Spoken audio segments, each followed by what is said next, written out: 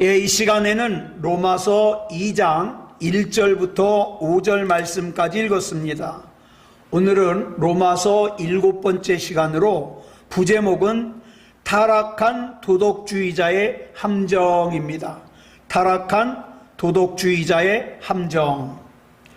자, 우리는 로마서 1장을 시작하면서 인간을 크게 셋으로 분류한다 그랬죠. 첫째는 육에 속한 인간, 또 다른 말로 본능에 속한 인간, 본능적인 인간이라 그랬죠. 둘째 부류는 철학적인 인간, 도덕적인 인간, 이성적인 인간입니다. 세 번째 부류는 영적인 인간입니다. 이 중에 육에 속한 인간, 즉 본능적으로 사는 인간에 대해서는 우리가 로마서 1장에서 살펴봤어요. 이제 오늘 우리가 살펴보는 로마서 2장은 두 번째 부류, 철학적인 인간, 도덕적인 인간, 이성적인 인간에 대해서 설명을 하고 있습니다. 그 중에 먼저 1절부터 5절을 보면 이 철학적인 인간, 도덕적인 인간, 이성적인 인간에게서 나타나는 두 가지의 대표적인 특징을 설명하고 있어요. 그것이 뭔가 우리 같이 보겠습니다. 본문 1절 같이 봅니다. 시작. 그러므로 남을 판단하는 사람아, 누구를 막론하고 내가 핑계하지 못할 것은 남을 판단하는 것으로 내가 너를 정죄함이니 판단하는 내가 같은 일을 행함이니라. 자, 이 철학적인 인간, 도덕적인 인간, 이성적인 인간에게서 나타나는 첫 번째 대표적인 특징이 뭐냐? 남을 판단해요. 여기 나오는 판단이라는 단어를 헬라어로 크리노라고 합니다. 근데 여기 나오는 이 판단이라는 단어는요, 우리가 흔히 생각하는 그런 판단이 아니에요.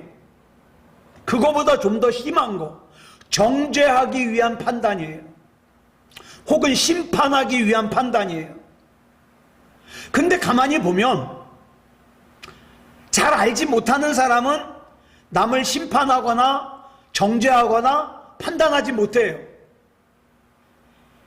지식이 없는 사람 역시 남을 판단하지 못해요. 뭘 알아야 판단을 하고 정죄를 하죠. 그러니까 남을 판단한다는 건 뭡니까? 철학적으로나 도덕적으로나 이성적으로 똑똑한 사람이라는 뜻이에요. 자, 그러면 똑똑한 사람이면 좋은 거 아닙니까? 근데 그 두 번째 특징이 문제예요. 이 철학적인 인간, 도덕적인 인간, 이성적인 인간에게서 나타나는 두 번째 대표적인 특징이 뭐냐? 잘 알아요. 똑똑해요. 그런데 그 잣대를 늘 다른 사람에게 들이대요. 남의 잘못을 판단하고 정죄하고 심판하면서 자기 역시 똑같은 잘못을 저지른다 이 말이에요. 그런데 자기에게는 관대해요. 그래서 예수님께서는 이런 부류에 속하는 사람에 대해서 마태복음 7장 3절에서 이렇게 말씀하시죠. 시작. 어찌하여 형제의 눈 속에 있는 티는 보고 내 눈 속에 있는 들보는 깨닫지 못하느냐. 즉 똑같은 잘못을 범했으면서 자기가 저지른 잘못은 들통나지 않았다고, 들키지 않았다고 안 그런 척 덮어두면서 남이 저지른 잘못만 심판하고 정죄하는 것, 이것이 두 번째 부류인 이 철학적인 인간, 이성적인 인간, 그 다음에 도덕적인 인간의 특징이에요. 그래서 이런 사람들을 흔히 뭐라 그러냐? 타락한 도덕주의자라고 불러요. 타락한 도덕주의자. 그런데요, 우리 예수 믿는다는 사람들이요, 정말 예수님 안에서 깨어있지 않으면 이 타락한 도덕주의자가 되기가 쉬워요. 왜? 우리는 어려서부터 성경 많이 들었잖아요. 그래서 성경 지식이 있어요. 그런데 내가 알고 있는 성경 지식이 어떻게 해요? 내가 그 말씀 가운데 통치를 받으며 내가 그 말씀 가운데 살기 위해서 사용하는 것이 아니라 그 하나님의 말씀의 잣대를 자꾸 다른 사람한테 들이대는 거예요. 아우, 이 설교는 아무개가 들어야 되는데, 그러면서 자꾸 잣대를 다른 사람에게 들이대는 거예요. 그러면 어떤 함정에 빠지게 되느냐? 내가 알고 있는 그 하나님의 말씀이 도덕적인 잣대가 돼가지고 어떻게 해요? 다른 사람에게만 들이대는 정죄 또는 심판에 쓰임받을 수 있다 이 말이에요.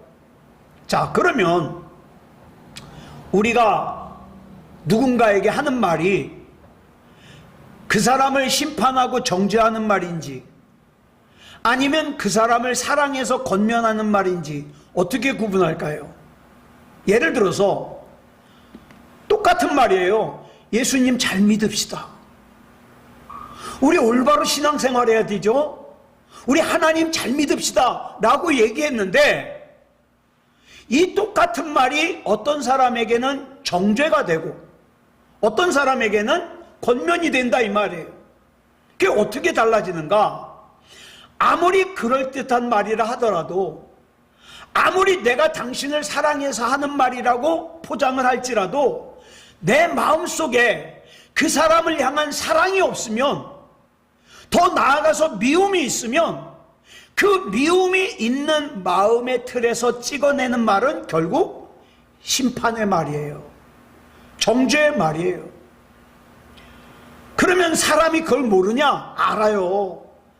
이 말이 나를 사랑해서 하는 말인지 나를 미워해서 하는 말인지 안다고요. 왜? 사람은 영적인 존재거든요. 아무리 듣기 좋은 말 미사여구를 동원해서 말해도 나를 사랑하는 마음이 없이 하는 말은 뭐예요? 날 심판하는 말이거든요. 나를 정죄하는 말이거든요. 그렇기 때문에 우리가 그것이 권면하는 말이 되려면 첫째로는 사랑하는 마음을 가지고 해야 돼요.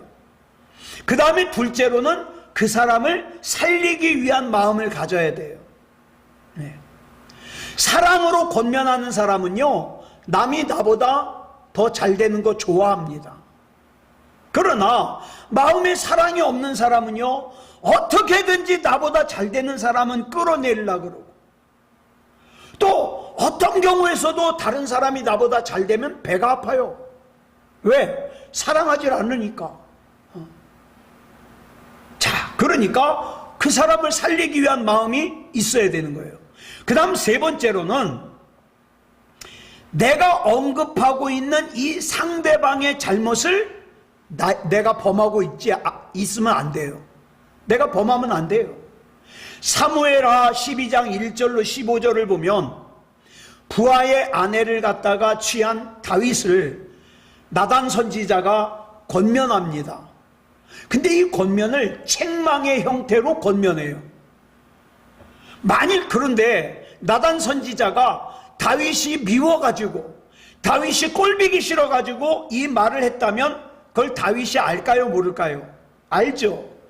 반발했을 거예요. 그러나 나단 선지자는 다윗을 미워하지 않아요.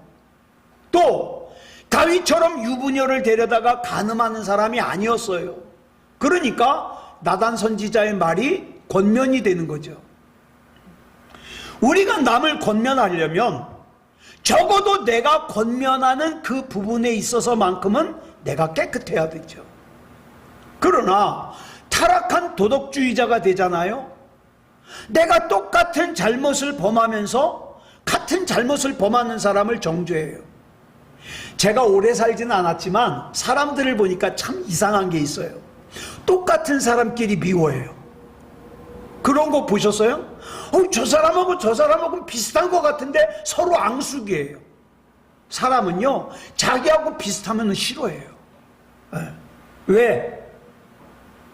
타락한 도덕주의자가 되니까 그래요. 그게 더 큰 문제는 똑같은 잘못을 자기가 범하고 있으면서 자기한테는 관대해요. 자, 나단 선지자가 다윗에게 예화를 들어서 설명을 했어요. 어느 마을에 부자와 가난한 사람이 있는데 부자는 양과 소가 많아요. 그런데 가난한 사람은 암양 한 마리밖에 없어요. 근데 이 암양을 얼마나 사랑하는지 밥도 같이 먹고 잠도 같이 자요. 그런데 어느 날 부잣집에 손님이 오니까 이 부자가 그 자기 많은 양과 소 중에서 잡는 게 아까워가지고 그 가난한 집에 암양을 갖다가 뺏어다가 요리를 해가지고 손님을 대접했다는 거예요. 그랬더니 나단 선지자의 얘기를 들은 다윗이 분노하죠. 네. 그 사람은 마땅히 죽을 자라고 화를 냅니다. 근데 지금 이 화를 내고 있는 다윗이 어떤 상태예요? 남의 아내인 밧세바를 갖다가 빼앗은 상태예요. 그뿐입니까? 밧세바의 남편인 우리아를 갖다가 비참하게 죽게 만든 사람이에요. 우리아에게는 아내가 밧세바 한 사람밖에 없어요. 그런데 이 당시 다윗에게는요, 아내가 굉장히 많았어요. 아내가 굉장히 많은 다윗이 아내 하나밖에 없는 우리아의 아내를 빼앗은 거예요. 그럼에도 불구하고 자기의 잘못을 인식하지 못하고 부자가 한 얘기를 듣고는, 한 짓을 듣고는 분노하면서 마땅히 죽을 자라는 거예요. 근데 자기 잘못은 몰라요. 자, 보세요. 다윗처럼 믿음이 좋은 사람도 한순간 믿음을 잃어버리면 뭐가 돼요? 타락한 도덕주의자가 되는 거예요. 이중잣대를 들이대는 거죠. 그러니까 우리는 항상 어때요? 하나님 말씀 가운데 깨어 있어야 될 필요가 있는 거죠. 그 다음에 네 번째로 온전한 권면은 반드시 회개의 열매를 맺습니다. 우리가 때로는 사랑하는 마음 가지고 권면을 했는데 듣는 사람이 오해할 때가 있어요. 그죠? 난 정말 사랑하는 마음으로 권면을 했는데 듣는 사람이 화를 내요. 그러나 내가 정말 사랑하는 마음으로 권면을 했다면 걱정할 필요 없어요. 왜? 언젠가는 그 회개의 열매를 맺게 되니까. 반대로 아무리 내가 듣기 좋은 그럴듯한 말로 남에게 권면을 해도 내 마음에 미움의 마음을 품고 내 마음에 전혀 사랑하는 마음이 없이 얘기를 한다. 그러면 그 열매는 적개심으로 남는 거죠. 자, 그러면 이런 이중적인 잣대를 가지는 타락한 도덕주의자가 된다면 어떻게 될까? 본문 1절을 다시 보겠습니다. 시작. 그러므로 남을 판단하는 사람아, 누구를 막론하고 내가 핑계하지 못할 것은 남을 판단하는 것으로 내가 너를 정죄함이니 판단하는 내가 같은 일을 행함이니라. 여기 보니까 참 재밌어요. 뭐냐? 자기가 지금 나쁜 짓을 하고 있으면서도 어떻게 해요? 자기 죄는 덮어둬요. 그리고 다른 사람의 잘못만 정죄하고 판단해요. 자, 그런데 여기서 남을 판단하는 사람아 할 때 이 판단을 헬라어로 뭐라 그래요? 크리노라 그래요. 그런데 그 뒤에 보면 남을 판단하는 것으로 내가 너를 정죄함이니 그랬잖아요. 정죄가 헬라어로 뭐냐? 카타크리노예요. 판단은 크리노, 그 다음에 정죄는 카타크리노. 자, 그러면 이 카타크리노는 뭐냐? 앞에 이 카타는요, 뭐뭐에 따라서라는 전치사예요. 그러니까 자, 보세요. 내가 남을 판단하는 것에 따라서 그 판단하는 것이 나를 향한 정죄가 된다 이 말이에요. 예? 그런데 내가 남을 판단하는 것은 내가 안 할 수 있잖아요. 그죠? 내가 남을 판단하는 건 안 하면 돼요. 안 할 수 있어요. 그런데 내가 남을 판단해서 나한테 돌아오는 정죄는 내가 막을 수가 없어요. 그러니까 뭐부터 막아야 돼요? 내가 남을 판단하고 남을 판단하고 그 다음에 남 얘기하는 거 그거부터 막아야 되는 거예요. 이게 크리노와 카타크리노예요. 그러니까 네가 너를 정죄함이니 라는 말은 내가 다른 사람을 정죄하고 내가 다른 사람을 판단하고 내가 다른 사람 얘기한 것에 따라서 나에 대한 정죄가 주어지는 거예요. 네. 나에 대한 정죄의 결과를 가져왔다는 거죠. 자, 본문 2절 보겠습니다. 시작. 이런 일을 행하는 자에게 하나님의 심판이 진리대로 되는 줄 우리가 아노라. 자, 여기서 이 심판이라는 단어를 헬라어로 크리마라 그래요. 자, 그러면 이 크리마는 뭐냐? 취소가 불가능한 판단을 말해요. 자, 보세요. 내가 막 남 얘기를 하고 싶어요. 근데 그건 안 할 수 있어요. 내가 안 하면 돼요. 근데 내가 그걸 했어요. 남 얘기를 했어요. 근데 내가 남 얘기를 한 것에 따른 정죄가 왔어요. 그 다음에 중요한 게 뭐냐? 심판을 받는데, 그거에 대한 심판을 받는데, 그 심판은 취소가 불가능한 심판이에요. 내가 남 얘기를 막 하려고 그럴 때 그걸 갖다가 안 하는 건 내가 할 수 있지만, 내가 그걸 함으로 말미암아 나에게 오는 정죄와 심판은 막을 수가 없다. 막을 수가. 네. 그래서 여기서 이런 일이 진리대로 된다 그랬는데, 이 진리대로가 무슨 뜻이냐? 마땅히, 당연히 그렇게 된다는 거예요. 그러므로 본문 3절을 보면 이러한 하나님의 심판을 피하지 못한다고 말씀하고 있어요. 같이 읽겠습니다. 시작. 이런 일을 행하는 자를 판단하고도 같은 일을 행하는 사람아, 내가 하나님의 심판을 피할 줄로 생각하느냐? 예? 즉 무고하게 남을 갖다가 판단하거나 아니면 다른 사람 흉을 보면서 자기도 똑같은 일을 하는 사람에게는 피할 수 없는 하나님의 심판과 정죄가 임한다, 이 말이죠.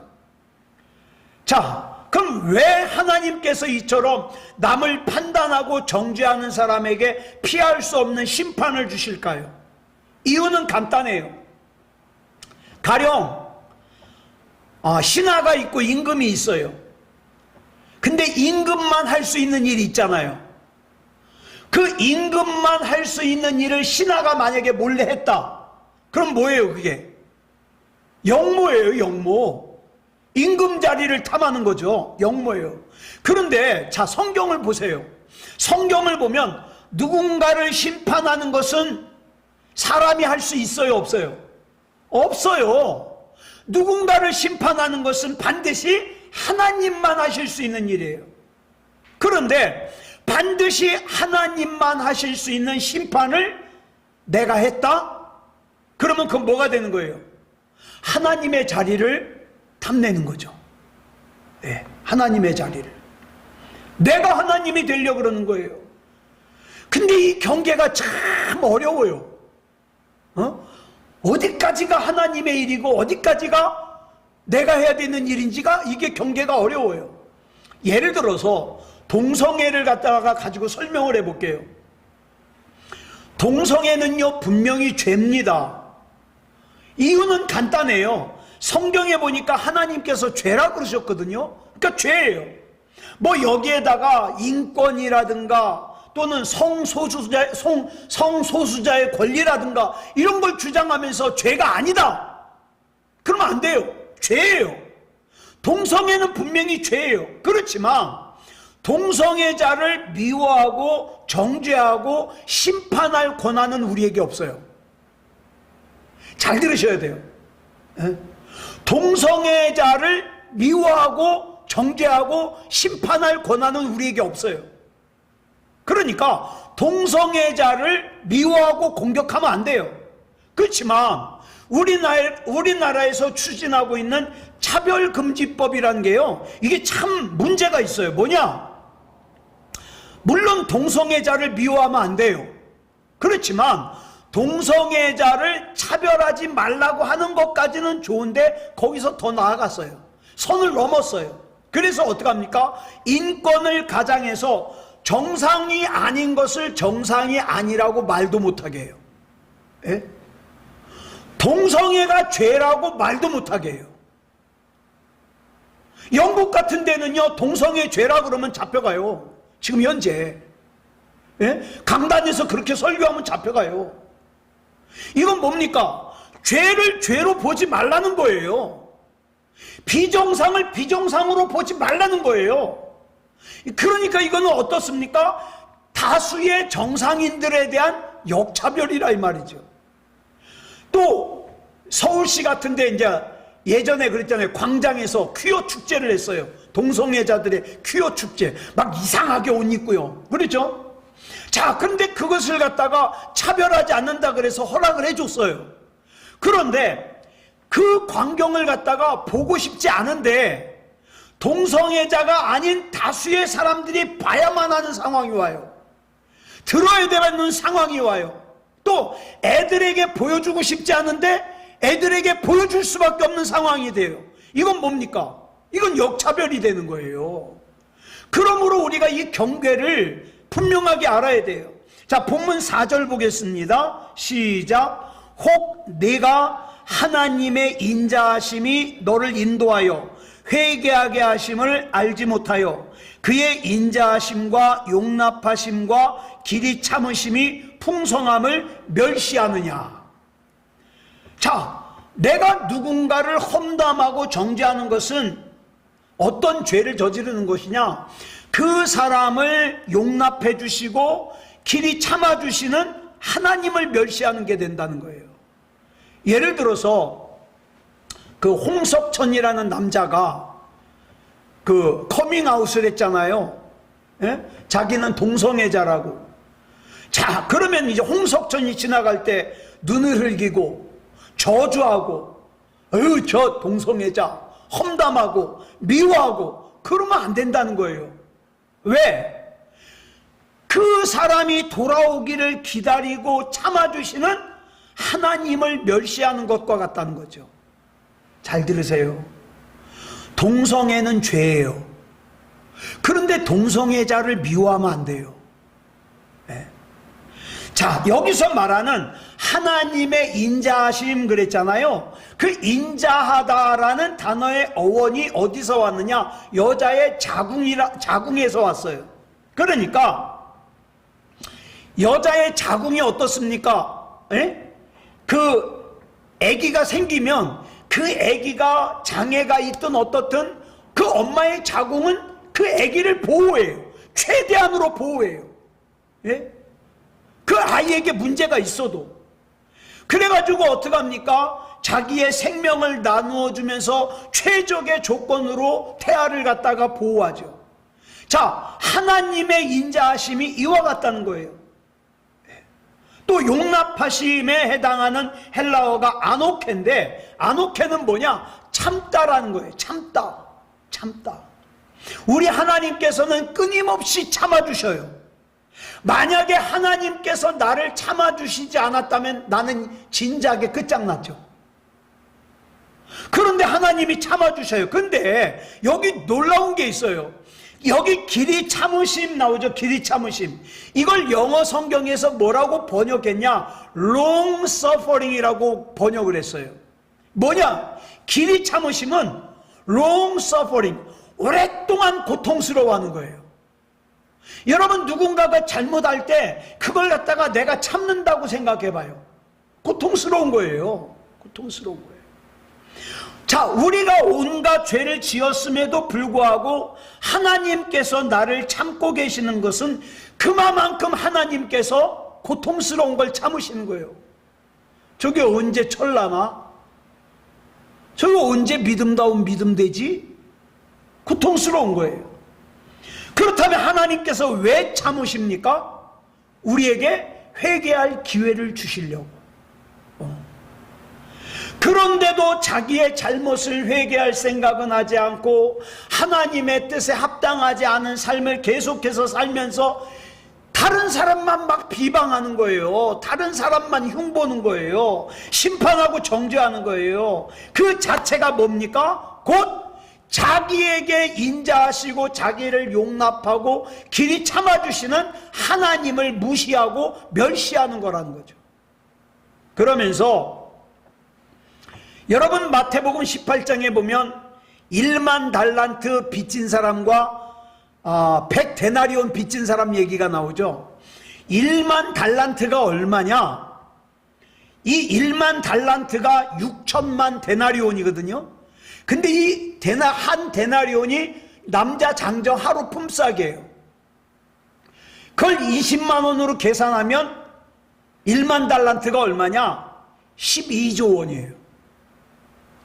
12조 원을 탕감받은 사람이 자기에게 100데나리온 빌려가서 안 갚은 사람, 100데나리온은 얼마예요?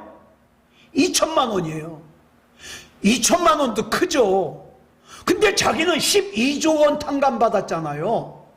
예? 자, 자기는 12조 원을 탕감받았는데 자기한테 2천만 원 빌려가서 갚지 않는 사람 만나가지고 어떻게 해요? 감옥에다가 쳐넣은 거예요. 내 돈 갚기 전에는 나올 생각을 하지 말아라.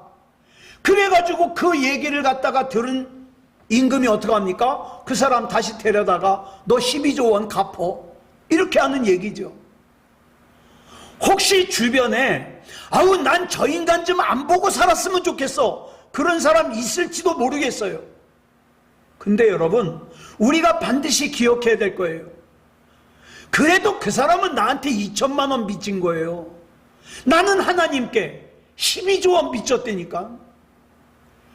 12조 원 빚진 나를 참으시고 탕감해 주시고 용서하신 하나님은 얼마나 힘들까요? 그러니까 나한테 좀 잘못한 사람들 용서하고 살자고요. 용서하고. 그래서 사무엘상 사무엘하의 가장 중요한 요절이 사무엘상 2장 30절이에요. 뭐라 그랬습니까? 시작. 나를 존중히 여기는 자를 내가 존중히 여기고 나를 멸시하는 자를 내가 경멸하리라. 나는 정말 하나님께 존중히 여김을 받고 싶어. 그러면 하나님 존중하세요. 나는 정말 하나님께 사랑받고 싶어. 그러면 하나님 사랑하세요. 나를 사랑하는 자들이 나의 사랑을 입으며 나를 간절히 찾는 자가 나를 만날 것이니라. 그러니까 하나님 사랑하고 하나님 간절히 찾아야죠. 요한복음 8장을 보면 간음한 현장에서 붙잡혀온 여인 얘기가 나오죠. 서기관과 바리새인들이 간음하던 현장에서 잡아온 여인을 어떻게 할지를 예수님께 물어요. 어떻게 할까요? 그랬더니 예수님이 그러시잖아요. 너희 중에 죄 없는 자가 먼저 돌로 쳐라. 그리고 예수님께서 간음한 여자를 용서해 주셨어요. 자, 그러면 이제 우리 그 다음 얘기를 한번 생각해 보자고요. 이 여자가 감격해가지고 어떻게 해요? 이후로 신앙생활을 잘 했겠죠. 그런데 어느 날 자기 옛날처럼 간음하는 여자를 만났어요. 그러니까 이 사람 저 사람 찾아다니면서 얘기하는 거예요. 아 글쎄 저 아무개 여자가 바람이 났대. 간음하는 여자래. 막 소문을 험담을 하고 돌아다녀요. 그러면 마땅해요? 아니죠. 거기서 한 걸음 더 나아가서 그걸로 그치지 않고 다시 자기도 옛날로 돌아가서 간음을 해요. 근데 사람들한테 들키지 않았다고 괜찮아해요. 그러면 자기를 용서해 주신 하나님을 멸시하는 것이 된다는 거예요. 우리도 예배에 참석하면서 하나님을 믿는다고 하면서 세상에서 다른 사람 흉보고 정죄하고 필요하면은 다른 사람을 속여가면서 죄악된 방법으로 산다면 한마디로 정리하면 나는 하나님을 멸시하는 거예요. 나를 참고 기다려준 하나님을. 그러면 안 되잖아요. 자, 본문 5절 보겠습니다. 시작. 다만 내 고집과 회개하지 아니한 마음을 따라 진노의 날 곧 하나님의 의로우신 심판이 나타나는 그날에 임할 진노를 내게 쌓는도다. 자, 고집스러운 마음과 회개하지 않는 마음은 같은 마음이에요.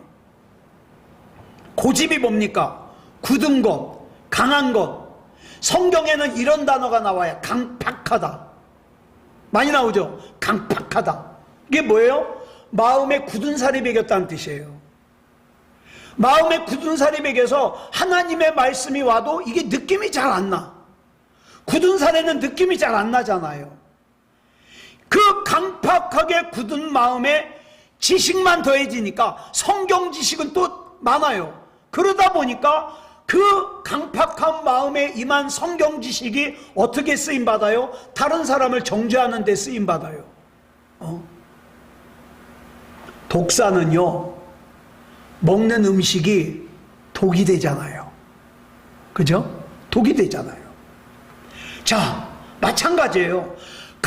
강팍한 사람이, 하나님의 인도하심을 받지 않는 사람이 성경 지식을 습득하잖아요. 그러면 그것이 뭐가 됩니까? 다른 사람 정죄하고 심판하는 도구로 쓰임받아요.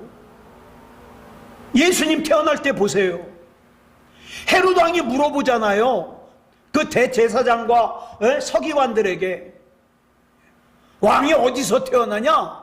그랬더니 대답해요. 알고 있다는 거죠. 아, 예, 성경에 보니까 베들레헴에서 태어난다 그랬습니다. 알면은 빨리 가서 경배를 해야죠.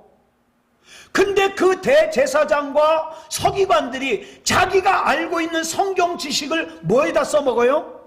헤롯이 아기 예수님을 죽이려고 하는 데다가 쓰임받더라 이 말이에요. 그러면 안 되잖아요. 여기서 쌓는도다에 해당하는 헬라어 동사가 데사우리조예요. 데사우리조는요, 데사우로스라는 단어에서 나왔는데 이게 뭐냐? 보물이에요. 사람들이 살면서 보물을 쌓으려고 얼마나 애를 씁니까? 그죠? 새벽부터 밤 늦는 시간까지 돈이 보물인 사람은 돈을 모으려고, 또 집이 보물인 사람은 집을 갖다가 조금이라도 큰 거 사려고, 또 다른 보물이 있는 사람은 그 보물을 위해서 얼마나 애를 씁니까? 그런데 그렇게 인생의 정성을 기울여 가지고 모아두었는데 마지막 때 하나님 앞에서 내가 보물이라고 생각했던 거에 뚜껑을 딱 열어보니까 어메, 이게 다 하나님의 진노거리네? 그러면 안 되잖아요. 저와 여러분의 인생은 하나님 앞에서 의미 있는 인생, 하나님께서 기뻐하시는 인생, 하나님께서 좋아하시는 인생을 살아야죠. 우리가 하나님께 감사드릴 것은 첫째로 내가 하나님의 말씀을 들을 때 내 죄를 깨달을 수 있음을 감사해야 됩니다. 마틴 루터가 이런 말을 했어요. 믿음이 커지면 커질수록 그 사람은 자기가 얼마나 큰 죄인인가를 깨닫는다. 나는 의인이야. 나만 한 사람 없어. 아직 뭘 모르는 거예요. 예, 뭘 몰라요. 예. 우리 성결교회, 예성성결교회 김웅조 목사님은요, 영암바위에서 기도하다가 성령을 받았는데, 아니 성령을 받고 나니까 뭐가 자꾸 걸리냐? 옛날에는 이쑤시개도 귀하잖아요. 식당에 가가지고 밥을 먹다가 이쑤시개가 너무 좋아서 몇 개를 넣어갖고 왔는데 그게 그렇게 걸리더라는 거예요. 회개했다는 거죠. 자기가 큰 죄인임을 깊이 자각하는 사람일수록 더 큰 의인이 된다. 예, 모순되는 얘기 같지만 맞는 얘기예요. 하나님의 은혜가 임하면 임할수록 예전에는 전혀 문제가 되지 않았던 것까지도 어떻게 해요? 걸리는 거예요. 예? 대수롭지 않게 넘어갔던 것까지도 걸리는 거예요. 그래서 내가 주님 앞에서 더 온전하게 살려고 애를 쓰게 되는 거죠. 주님께서 우리를 부르시는 그날까지 정말 우리의 주님 안에서 통회하는 심령을 가지고, 주님, 난 주님이 아니면 의로움의 행렬에 근처도 못 갑니다. 그러나 주님께서 나를 붙잡아 주셔서 의인 삼아 주셨으니 이 모든 것이 다 주님의 은혜입니다. 예. 그러므로 우리 선택은 두 가지 중에 하나예요. 하나님께서 죄인된 우리를 당신의 자녀로 불러주신 은혜에 감사하면서 자발적으로 하나님께서 원하시는 인생을 살 것이냐, 아니면 맨날 삐딱선 타다가 하나님 앞에 저 맞고 돌아오고 저 맞고 돌아오고 그러고 살 것이냐, 둘 중에 하나예요. 예. 그래서 이 시간에 내 눈 속에 있는 들보를 먼저 뽑아야 돼요. 이 들보를 먼저 뽑은 다음에 내 형제를 긍휼히 여기는 마음을 가지고 사랑하고 권면해야 되는 거죠. 그럴 때 상대방이 내 말을 있는 그대로 들어주는 거죠. 이 쉽지 않아요. 쉽지 않아요. 예. 그래서 정죄는요, 정리하면 이거예요. 정죄, 심판, 판단은 다른 사람도 죽이고 나도 죽이는 거예요. 그러나 사랑하는 마음으로부터 비롯된 권면은 나도 살리고 다른 사람도 살리는 거예요.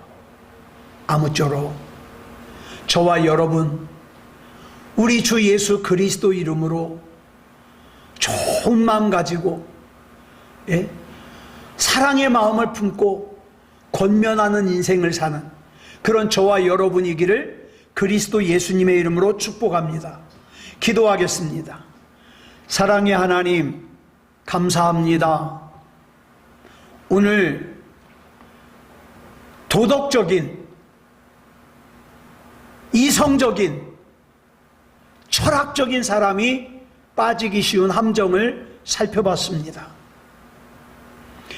내 생각이 다 옳은 것 같지만, 내 판단이 다 옳은 것 같지만, 나를 기준으로 해서 보는 것이 아니라 하나님의 말씀을 기준으로 해서 보게 해 주시옵소서.